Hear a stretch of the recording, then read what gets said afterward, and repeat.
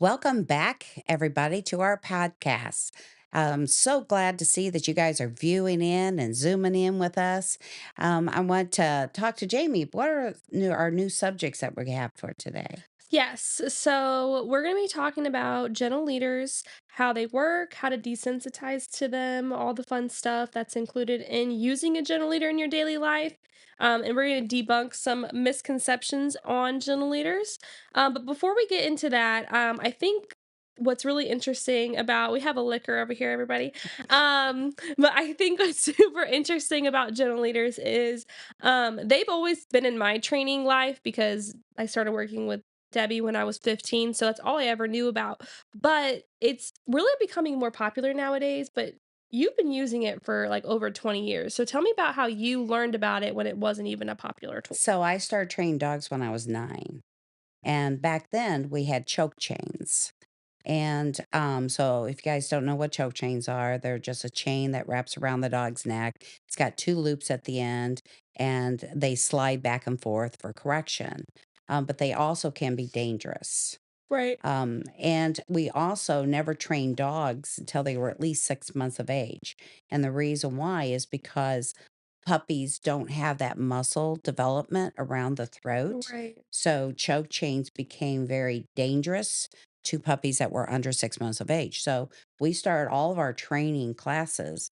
They had to be at least 6 months or older. Wow. So, that being said, then they came out with prong collars, and so prong collars gave a dog that was a little bit more difficult, the owner, the handler, the trainer, a little bit more strength of correction around the muscle, around the neck. So the dog would be sharper, pay attention quicker, that type of thing. Uh, but again, when you're using those prongs, you're reinforcing pain and discomfort. And also, you take a risk of muscle damage that can occur with choke chains. I mean, with prong collars. And something I want to say really quick about prong collars is something that I say in class is unless you're a trainer and know exactly how it's supposed to be sized in a particular spot, Yes, it's painful. It's correct. hurting your dog. And most of the time they're coming in, they're way too loose.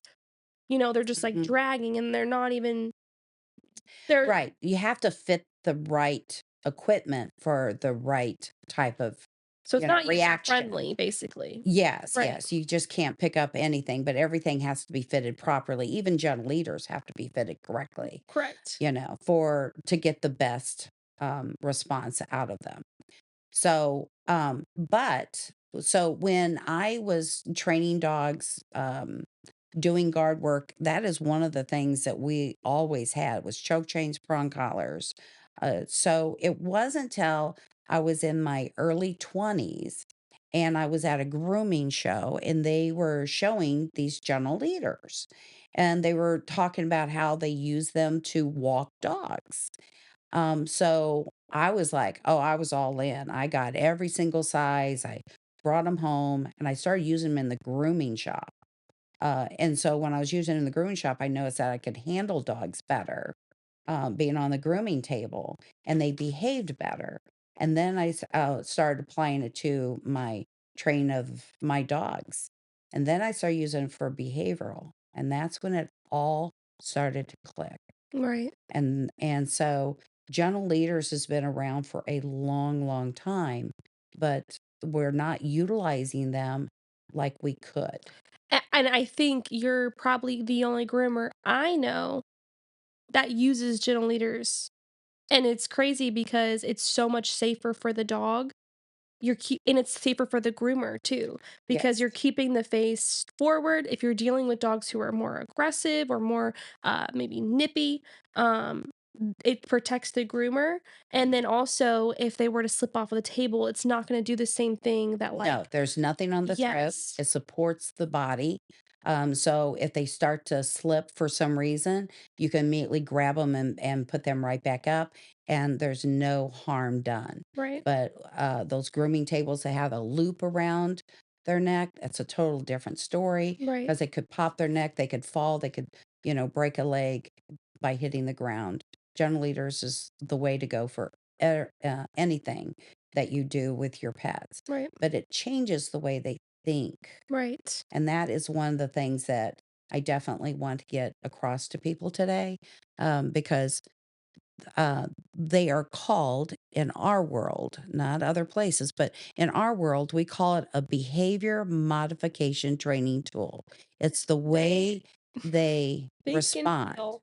I see a gentle leash. I just want to show them while you're talking about it. Show you guys kind of what it looks like, the nose Hmm. loop and everything. Hmm. So, because some of you guys tuning in may have never even heard of what a gentle leader is.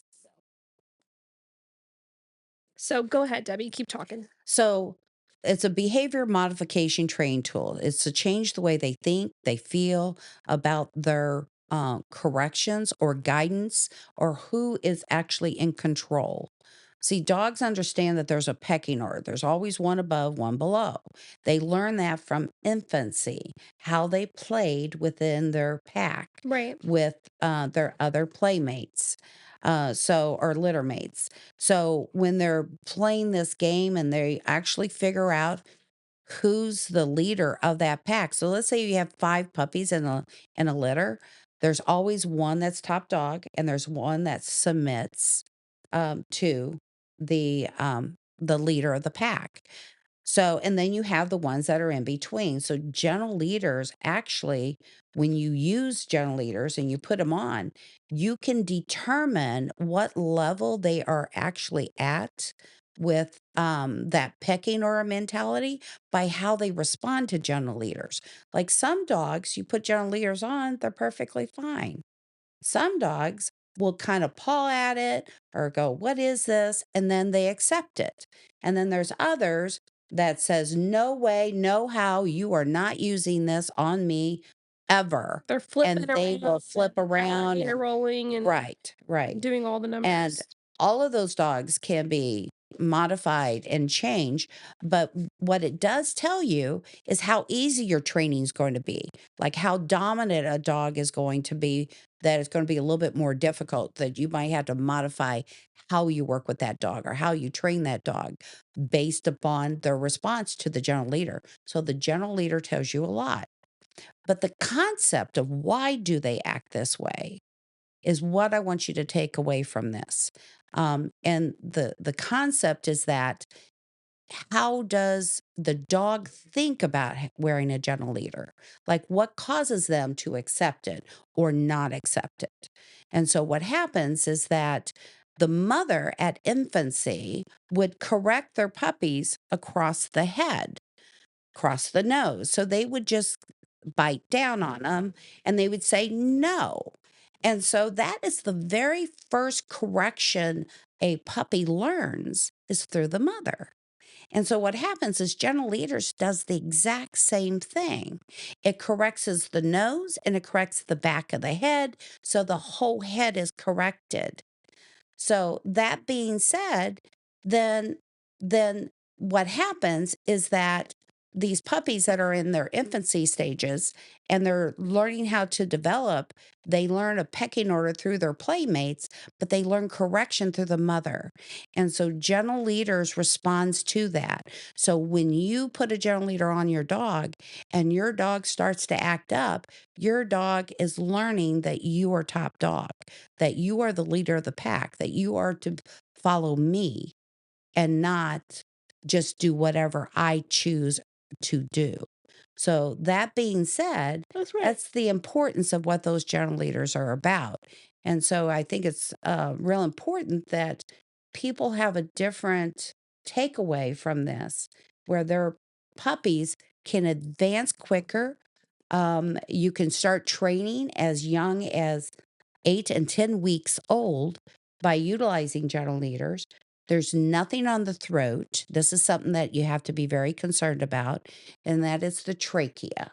If the muscle isn't totally developed till they're around 6 months of age, that means the trachea is so delicate. And so a plain collar can cause the problem with collapsed trachea. And you may not notice it when they're younger, you'll start noticing it as they get closer to where the muscle starts to form because the trachea is now in a permanent position. So, playing collars, any kind of pulling on the neck. So, whether you're using choke change, prong collars, um, uh, not so much harnesses. Harnesses, it's a different type of response, but we'll get into that Yep. in a little bit. Um, but the gentle leader, because it goes across the nose and behind the ears, there's nothing on the throat. There's nothing here that will cause any kind of damage. So you can start developing your puppy and training as young as 8 and 10 weeks old by utilizing gentle leaders. So we always call under 6 months of age what they call that um, impressionable period. And that impressionable period is where dogs um, will follow a leader more so than pick and choose their own choices. But dogs that are 6 months and older, and I learned this back when we were training dogs, and we didn't start dog training till they were 6 months old. Yeah. And by then, they were what they call the teenage years. So they're teenagers when they start around 6 months. So they go, "Oh, I didn't have to listen to you before. Why do I have to listen to you now?"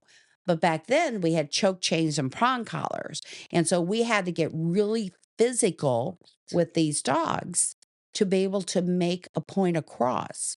Where I have found that when we started training dogs with gentle leaders, at a lot younger age, by the time they turned 6 months of age, their whole meanor was, oh, this is normal. This is common. This is a way I'm supposed to be. And you didn't see as much of the problems with that pecking order mentality or that dominance. Hey, I'm going to do whatever I want to do and I'm not going to listen to you. So the progress of training dogs has improved so tremendous because of those gentle leaders. Yeah. And waiting till 6 months is just craziness.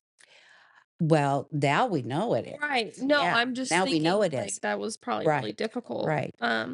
Well, okay, so the next thing we're gonna do is we're gonna show you guys kind of how to fit a gentle leader, but really quick, it's not a muzzle, right? It should not be too tight. I'm not gonna show you guys how to fit it. Sorry, we have a video for that, but this is kind of what it looks like. So you got your nose strap here. When you pick it up, it'll look like that, which you're gonna see in the video that we play. And then when you pick it up, it goes over the nose, put it right on your puppy, and then you would clip it in the back of the neck. One thing I wanted to touch really quick on was the harness thing. Like dogs who have really shortened noses, like an English bulldog or something like that, we will use a harness for them because the just can't fit. But we will use a harness with a clip in the front. So it's going to be the same brand. It's the Pet Safe brand, and that's what that is called. It's called an Easy Walk harness. Mhm. And the reason why when you put a harness on, it is safer for the dog, but they're still pulling. So and that's a natural feeling for them, especially if you have like a husky. They feel like they're doing a great job. They're pulling That in is their sled. job. Yes, Yes. they're getting you It's to what they are where hired for. right. And that's what literally they were bred to do that. So Mhm. it's very natural for them. And so that's called opposition reflex. But nonetheless, we will use a harness if because a gentle leader can't fit on every single dog. So there's options out there, but this is our first option that we're going to go to for the gentle leader. So we're going to play a quick video for you and we're going to show you how to fit a gentle leader. So we're going to go ahead and play that now. Sure that you have the right fit, the right size for your pet. How you fit them is real important. So we're gonna, when you pick up your gentle leader, it's gonna look like this. You're going to pull this up. You're gonna let that drop. This goes over the nose, and then it clips behind the ears. Now, the way that you can tell if it's too big or too small is the way you pull it forward. You see how that? If it pulls forward like this, it means that it's too loose. That means we have to tighten it back here. So we're going to pull this up and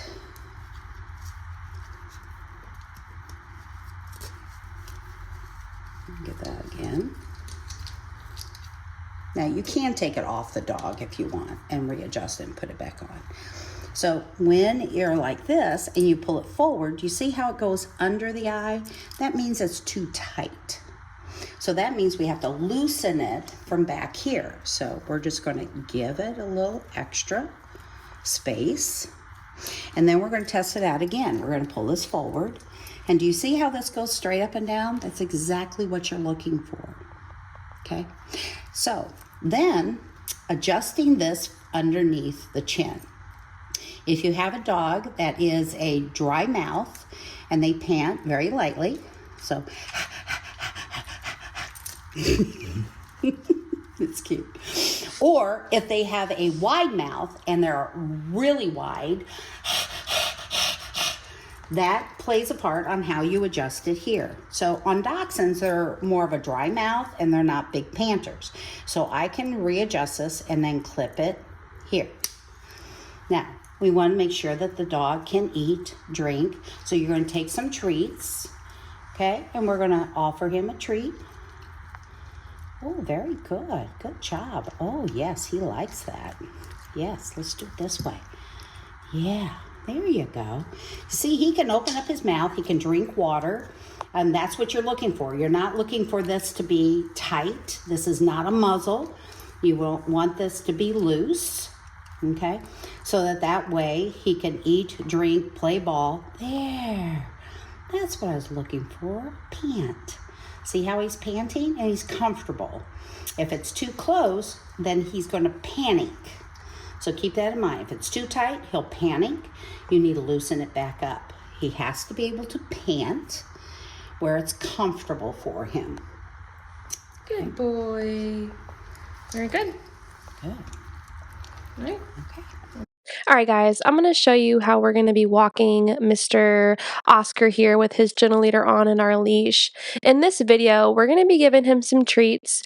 We're going to be correcting him for playing with the gentle leader because this is all new for him and this is what you're going to expect with your dog.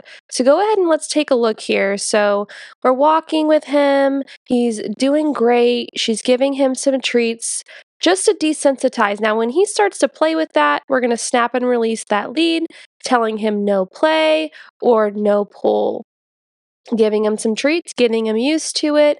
And this is going to really get your dog to start liking this gentle leader. You're going to want to do this on and off leash, but definitely at the beginning when you're walking with it. It's important that you're keeping that leash loose so that the gentle leader is not correcting your dog when you're not wanting to do that. So taking some steps back, giving your dog some treats, praising them as we're going. You can't hear, but in the video, we're saying, yes, good job, every time we take a step back and the dog's coming to us. Again, walking loosely with the leash.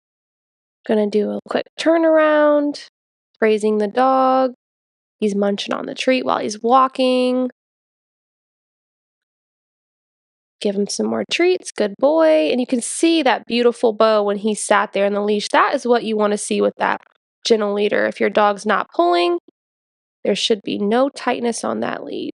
Very good. And that's how we do it, guys. So now we're going to talk about desensitizing your dog to a gentle leader because we want them to love this. We're going to use this every time they're on a leash now or in the car. So we really want them to like it. So the first way to do that is going to be giving your dog treats. So Yeah. So you want to introduce the dog to a gentle leader by giving the dog a treat first. Food represents the emotional state of your pet. And that emotional state of your pet is very important on whether they accept things or don't accept things. So if you offer them a treat and they take a treat, then they're at an acceptable level of introducing something new. So then you put the gentle leader over the nose, and you can also, if I can borrow that, you can also you're getting ready to put this on his nose. So hold the treat in your hand, put the treat here, and then slide it over the dog's nose as he's getting a treat. So if you have dogs that are very uneasy about something around their nose, then that's how you can do it. Put the treat in your hand and then put it in the gentle leader. And then as you go up to the dog, you slide it over their nose and give them the treat. Okay. So, but once you also have it on the dog, then reinforce by giving them another treat. This is designed so the dog can open their mouth. So this has to be open. So how do you know that this is open properly? If you have a dog that is a light panter, in other words, well, let's talk about heavy panters because those are a little easier Yeah. to describe. A heavy panter has a wide mouth. Well, that wide mouth has to match underneath their chin. So this is not a muzzle. This is designed so it's comfortable, and it's designed to change the way they think and feel about their behavior. Okay. But you want to do it in a positive way. So if it's a dry mouth, then you're going to adjust this underneath for more of a dry mouth type dog. So you don't have to have it as wide. So you need to know that based by your dog's response. So that being said, when you're desensitizing a dog to a gentle leader, the first thing you got to understand is that a gentle leader to them is negative. They're not going to care to have to submit to the person that's holding the leash. So if they're submitting to the person that's holding the leash, then they'll accept it. But if they don't, they'll fight it. Well, one of the ways a dog cannot hate and love at the same time. They hate the gentle leader. They hate being on lead. They hate to have to submit to the owners. But if you offer them food, treats, their favorite stuff, favorite snacks, then they will go, "Oh, I have to make a choice." Dogs can't hate and love at the same time. They hate the gentle leader, they love their treats. So you desensitize them by giving them treats while the gentle leader is on. And we do this theory 3 to 1. So if you're taking your dog for a walk, one, they hate the lead. Two, then you give them their treats. So you do treats when you first put it on, take them for a walk, treat them as you're walking, and then when you get them back, you can give them a treat and then take it off. So you want to go do at least 3 treats to 1 negative. So if you want, now there's some people that will put it on, feed their dogs, and then take it off. Yes, and I love that way. Hmm. Quick, and you're not having to put them on a walk, and that I think Correct. that's important too, that Right. you're not only putting it on when you're walking. Right. And the other thing is that you can put it on, play with their toys. Yes. Especially, like border collies love toys. They will die for a toy. Goldens will usually they love balls, so they will die for a ball. But by putting a gentle leader on and playing with them with their balls or their toys, then that's another way of desensitizing. So you want to always make sure that you do 3 desensitizing sessions to 1 walking on lead. Yeah, treats, toy, lovin's. Mhm. Because some dogs might not like toys, so you might have to, which is crazy as we think that's crazy, but there's a lot of dogs that, and especially if they have this on, you have to find Mhm. something that is worth it to them, Correct. right? When they hate Mhm. it that much, you could bring out a dry biscuit treat and they would say, "No." So then you're gonna have to bring out something a little bit better. That's a good point. When you offer a dry biscuit and they don't accept it, that really feeds into their emotional state. So you have to understand that dogs have different emotions at different Yes, times throughout the day. So a lot of times if you offer them a dry biscuit and they eat it, hey, they're good to go. they're lower level. Yeah, exactly. But as you offer, if he doesn't like the dry biscuit, but then you offer him cheese or you offer him hot dogs, or even if you offer him a hot dog Warmed up that in the microwave or warmed something. up, you actually work on the sense of smell besides the emotional. So Yes. sometimes that will break a dog through if you're warming something up and giving it to him, as a warm hot dog. And we're just using these for examples, But you but can use lots of different a things. variety of different things that are going to drive the dog to want it, And I and oh, that sorry. overrides their emotional state. I was gonna say because it's pointless if you're trying to give them treats and they're not taking them. And Right. some people will come into that where it's like, "Oh, well, I tried, they don't want the treats." And they might not want that treat.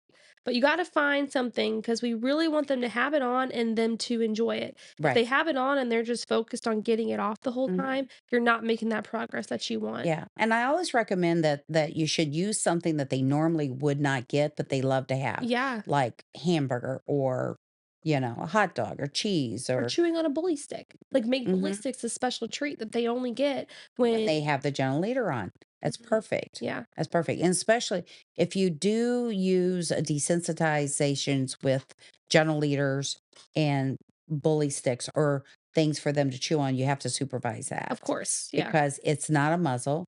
It can slip off and they can chew it up. That's And true. so you're investing into the training process with your dog. You don't want to have to constantly turn around and have to reinvest, reinvest, reinvest. So it's really important to supervise your puppies as you're desensitizing them to the gentle leaders. And another thing I wanted to note was once you're done using the gentle leader, you can let them do the 5 minutes after your walk, maybe treats, toy, whatever, but you wanna take it off, like you said. You don't wanna leave it on. This is not something that you keep on No, all of the time. no. So that's something that I'll hear in class where it's like, "Oh, I left it on for, like, 20 minutes after we were Hmm. done," and it's like, "Ugh," and I see it, and there's, like, a piece that's, like, hanging off because the dog chewed it up, so and that will happen, like, It has happened, yes. they're like, "I'm Um, gonna get this off, I'm never gonna use it you again." you got to keep one thing in mind. This is a tool that you use for training, but it's not to affect your dog for the rest of their life. In other words, this is the to change the way they think, they feel, and to respond, and for you to have full control whether you're on lead or off lead. So, but if the only time you use it is for correction and not modify the way you do it. So I know that we're going to be talking about making sure that you work with people that use gentle leaders, trainers Yes. that use gentle leaders, professionals that use gentle leaders. It's real important because we want your dog to be able to have the freedom of being a dog and not have to always have a gentle leader. But just like any of your other types of equipments, you can get them to a point where if it's like a harness on a horse Right. or a bridle, I should say, on a horse. When they put it on the horse acts one way. You take it off, they act a different way. Well, we don't want you to end up in that situation that only the gentle leader changes the behavior. We want this tool to be utilized properly, and that's where professionals come in. Yes. It's people that know when to start modifying and weaning your dog off of the gentle leader so that it becomes a really good point. Yes, and that's what I was about to say was I put it on him because I wanted to show you guys, like, the whole reason why it's not connected like a horse halty where there's a strap right here is because we do wanna train them to get them off of the genital leader after you've gone through training with a professional and you get that off-lead control. It's supposed to be able to just come off of the nose. That's why it's designed the way it is so, like you said, Debbie, they can get to a point where they don't have to always have it and use it, and that's where we would Correct. come in. A Halti does that, and they Correct. sell Haltis for dogs, Yes. because of that. What you just said, that strap that goes right across the side of their face, and that is on or off, and that's not what you're looking for. You're really looking to have the freedom of control of your dog at any time, at any place, no matter Yes. what you're doing. Yes. And so, Gentle Leaders is going to help us modify. It's one of the fastest ways that we can not just train a dog, but also to have that off lead control quicker Yes. as well. Yes, I agree. So that's another great thing we forgot to talk about is why it's not connected like a horse halty. So that's great. Hmm. Okay. So we have another video we want to show you. Just want to make sure we didn't miss anything on the gentle leader. So we showed you how to fit it. We talked about how to desensitize it. Why it works the way it does. It's a great tool. And it's not a quick fix. It's something you're going to be using for a little bit of time, but like Debbie said, it's designed to come off of the nose eventually and get that off lead control. But training starts on and off the leash. So you got to touch both bases on that. And so anything else you want to talk about when it comes to gentle leaders? Well, there is, when you first start out with Gentle Leaders, it's not, you have to be consistent. And I think this is where a lot of people fail. Yes. Is one moment they're on a plain collar, and they're walking their dog. And the next moment they're on a gentle leader and the dog's acting up Right. because it may not been desensitized enough or it's you have been consistent enough. And so when your guys are using gentle leaders, you have to start out where you are consistent no matter who's walking the dog, no matter what you're doing, whether you're taking them to the vets, take them to a park, general walking, take them out to the restroom. It does not matter what you're doing. If you are attached to your dog, you have to start out using the gentle leader 24/7. It only becomes modified when your dog reaches a mentality level where the dog is so comfortable with it, they don't even notice that it's on. Yes. And that's where your professional trainers come in, is that they'll show you at that turning point. So I want people to understand this is, even though it can slip off the nose when you first start out, it's not off the nose, on the nose, off the nose, on the nose. At the very beginning, you're going to spend a long period of time developing your puppy in the proper way. But then when they start modifying it, they'll show you when to modify it and how to correct the dog for inappropriate behavior. So this is real important. And I agree. And so, what we recommend is when you have your leash connected to the gentle leader, you just keep it on. When you take it off your dog, you just take it off and you just hang your leash up with the gentle leader connected to your lead. So you'll never forget to put it on your dog and you're 100% consistent. Hmm. Because it's just not fair to your dog to accept it one time and then the next time they get used to it's not going to create a consistent Right. um relationship with it, and they're not going to love it the way that we want them to. So very Yep. good point. Okay, so the next thing we're going to show you guys is a quick video on a placement walk, and we're going to talk about what that is. So go ahead and tune in and watch this quick video.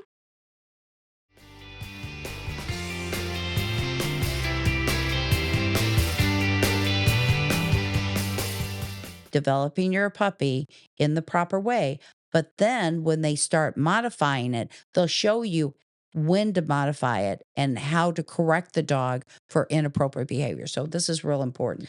And I agree. And so what we recommend is when you have your leash connected to the gentle leader, you just keep it on. When you take it off your dog, you just take it off and you just hang your leash up with the gentle leader connected to your lead. So you'll never forget to put it on your dog and you're 100% consistent. Hmm. Because it's just not fair to your dog to accept it one time and then the next time they get used to it's not going to create a consistent Right. relationship with it, and they're not going to love it the way that we want them to. So very Yep. good point. Okay, so the next thing we're going to show you guys is a quick video on a placement walk, and we're going to talk about what that is. So go ahead and tune in and watch this quick video.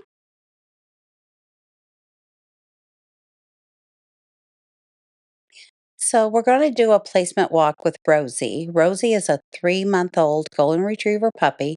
She's never been on lead. We're going to desensitize her first with treats, see how she likes taking the treats with the gentle leader on. And then we're going to start our walk. Now, a placement walk is when the dog walks in front of you, you turn and go the other way. You don't have to say anything. You just let the dog kind of figure things out on their own. So we're going to do this again. He walks in front, turn and go the other way. No need to say anything to the puppy. The puppy is resisting because she wants to be top dog. She wants to be a leader of the pack, and she wants to control who you are as top dog. So to establish that top dog behavior, you just correct as the dog crosses in front of you. Just turn and go the other way. The dog figures out that the only way that they can follow you, keep an eye on you, and you not turn and go the other way, is by walking at the side of you. So once the puppy accepts it, then you can step out in front and offer more treats and then try your exercise again.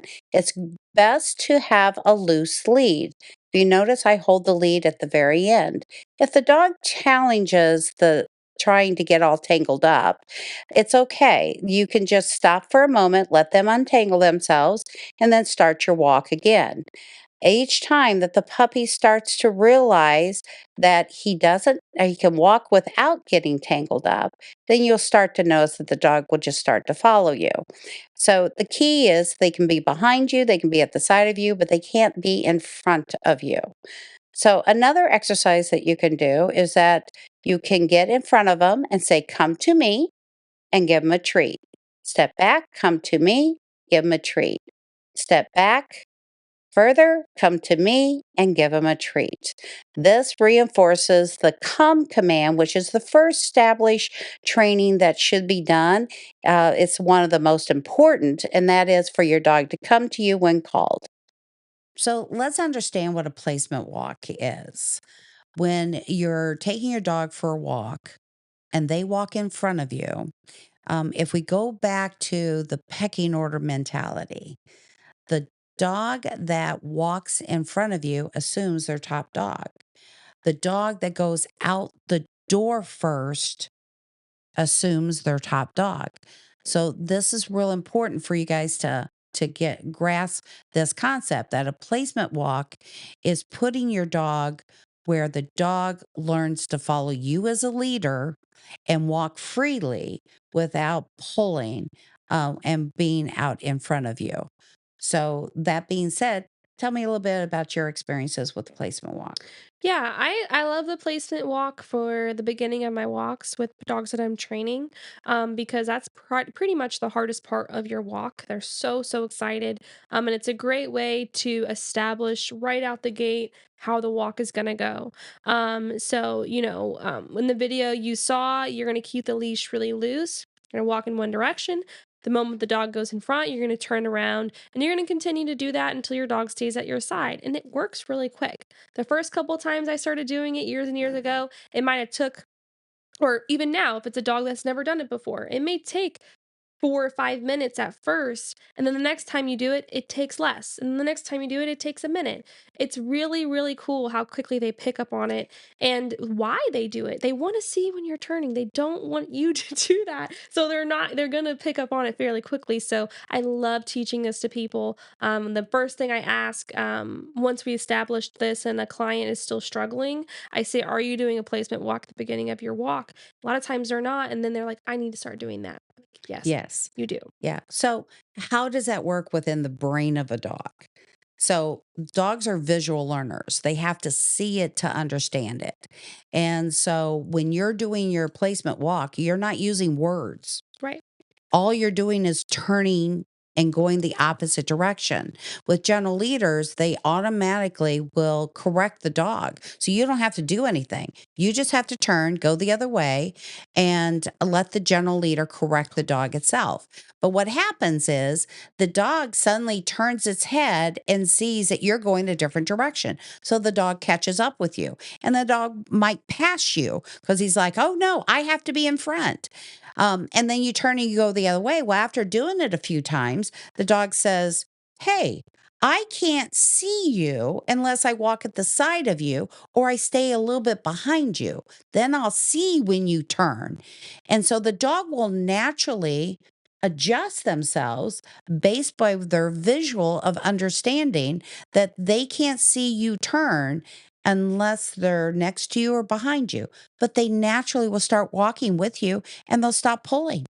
It it's just amazing. It is. They stop pulling, they automatically walk next to you, and you haven't said anything because they're visual learners. So we like to talk. We like to give commands, sit, come down, no bark, whatever that situation. We like to be able to be verbal, but dogs are visual learners. They have to see it to understand it. And that's the reason why placement walk works so well without words. Yes. Yes, it does. It works really well. I think you guys with seeing this, you probably never seen it before. So I hope that you guys enjoy that. And I think it'll work really well. And what's nice about our training is that's just the beginning. Like we have so many different tips and tricks and healing patterns and off lead commands and stuff that we can teach you. But this is just the very The beginning. very, very So beginning. don't think Mhm. this is going to be the all for all. My I do this, my dog's gonna stop pulling on leash. No. Will it help? Yes, Yes. but I definitely recommend still scheduling an appointment with us because that is just the very, very beginning, and the gentle leader, you gotta do with the gentle leader on. You can't just do this with a flat collar on like we No. talked about in the beginning. Mm, That's not safe for your dog, so no. when we say things like this, we're talking about with the gentle leader on your dog, like you saw in the video. Um, okay, very good. And really, once you're done with that and your dog's doing well, really praise them. I think that's important. Like, once you establish that and you're done, let your dog know, good job. We're going to go ahead and start our walk. And praise is not just petting your dog or saying, "Oh, that's a good boy or good girl." Yeah. Praise can be through toys. Yeah. So you got to utilize things that what they call drives your dog. What is it that your dog loves the most? So one of the things that I want to kind of hit on is that you have it's called a payoff. Mm-hmm. And a payoff in training is where a dog is paid for doing a good job. And so doing that or understanding what that means is that let me say, Jamie, if I ask you to dig this ditch and I'll pay you $100 and you go, oh geez, there's that $100 ain't worth that. But I say, hey, I'll pay you $1,000. You go, hey, that's kind of worth kind of getting in there and digging a hole. Yeah. Okay. So it's kind of like that. So with a dog, if the payoff isn't good enough, they won't do it. Yes. They won't do it. Yes. And that's the reason why people might have more difficulty working with their Yeah. dogs is because they don't understand that the payoff has to be worth it. And And I think that, like, also understanding that, like, the distraction could also make it harder too. So Mhm. maybe starting the placement walk, like, in your front yard or something like that, getting them a little bit more used to it, so that you're not out there, like, doing this for 10 minutes. Because I can just imagine a puppy with a bunch of energy, hasn't got anything out. They try to go do this in the neighborhood when the kids get off of school. That's going to be really difficult. Never Correct. done it before. Right. And so the next thing is like, why is a loose leash so important? Because when you have a gentle leader on, especially when you have a gentle leader on, I think that's important to talk about. So yeah, the placement walk will get that result, but why is it so important to have a loose leash with your dog?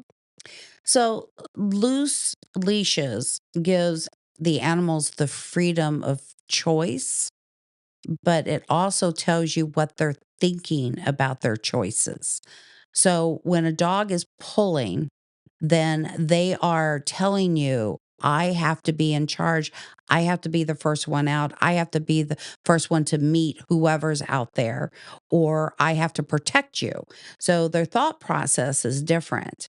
But loose leads allows the dog to be comfortable, Yep. not angst, Yep. not stressed out. They know you're in control. So it gives them more of a calming effect. And then they start to feel more equal. And this is something we haven't quite tapped on, Mhm. but we want our dogs to be equal. We want them to share their toys, their food, the car, our house, our beds sometimes, you know, but we want to share everything. Well, dogs don't know how to be equal. They understand pecking order. Right. So when you start doing this placement walk and the dog starts working loosely on a loose lead, all of a sudden you become equals. And that is the first stage of all the training that we do Right. is teaching them how to understand that equal is perfectly fine. They don't have to have that dominant pecking order mentality all the time. And that's true. And also, the way that the general leader is designed is that when it's tight, it's giving a correction. And so if that leash is always tight, could be a user thing. You're Mhm. holding the leash too tight because Right. you feel like you need to have it that way to be in And control. control. Right. Well, then you're never going to get that off lead control that you desire. The dog's never going to do it because they want to do it. Right. And they're not going to Mhm. really understand the concept of a gentle leader and the way you want them to. You only want that gentle leader to be tight when they're pulling or you're correcting them. Otherwise, it should be loose. So I think that's really And important.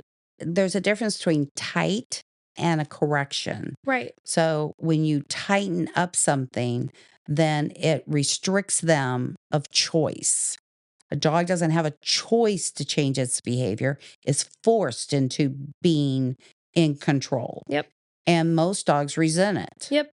so they don't like it, so behavior never changes. Right. But when you snap release and you do it quickly with a gentle leader, then you give them a choice to change their behavior through that snap release correction. Right. So the difference between pulling and a snap release is real important for everyone to take from this. I think so. Yeah, I think so.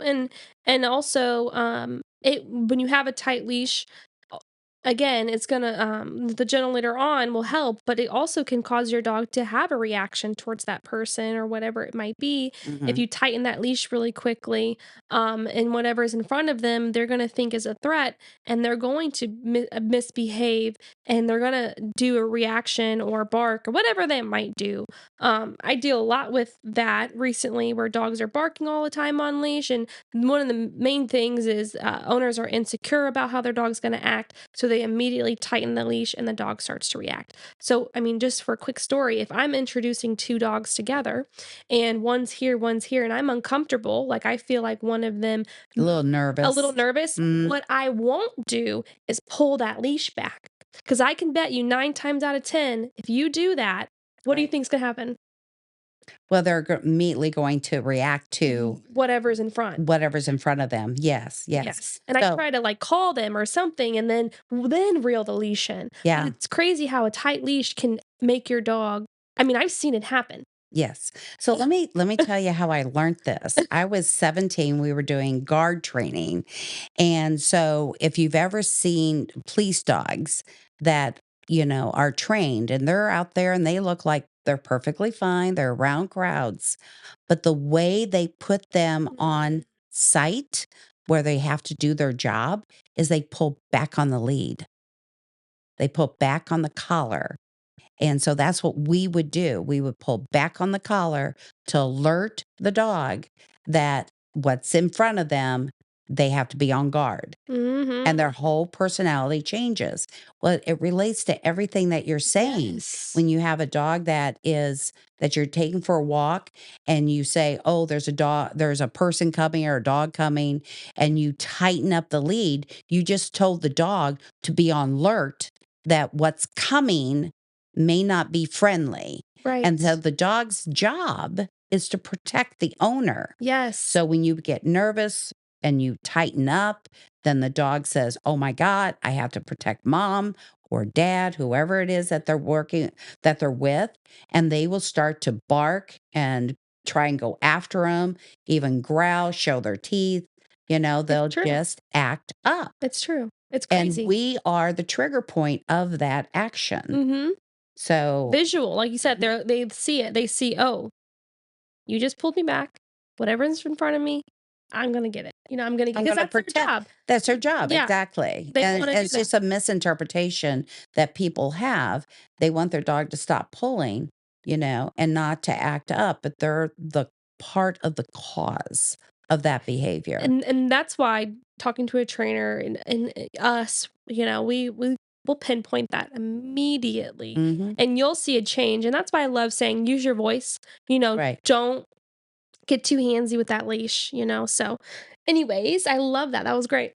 Okay, so walking loosely on the lead, and then, the last thing we're gonna talk about today is gonna be well, we already talked about the prong collars and the choke chains, so we don't use those. Debbie used to use them. I've never used them. I mean, like I said, the first tool I've ever used was a gentle leader. Mhm. I've never used an e-collar or anything, not that we may never come across that in our time, but I've just never had to use it. The gentle leader's really been The only thing that most people. most people need. But we're the type of trainers where we can do other things. We modify based Yes, upon our situations. Dogs that have pushed in noses, they have to be trained and handled differently than the average dog. right, But gentle leaders can fit, like some Shih Tzus, you can't use a gentle leader on. right. But Charlie's a Charlie, Shih Tzu, and he and I can. can use a gentle leader on him. They have to have a nose long enough for a gentle leader to work. Mhm. But methods of training, like I've trained dogs for as service dogs, as therapy dogs, disability dogs that had disability, like was blind.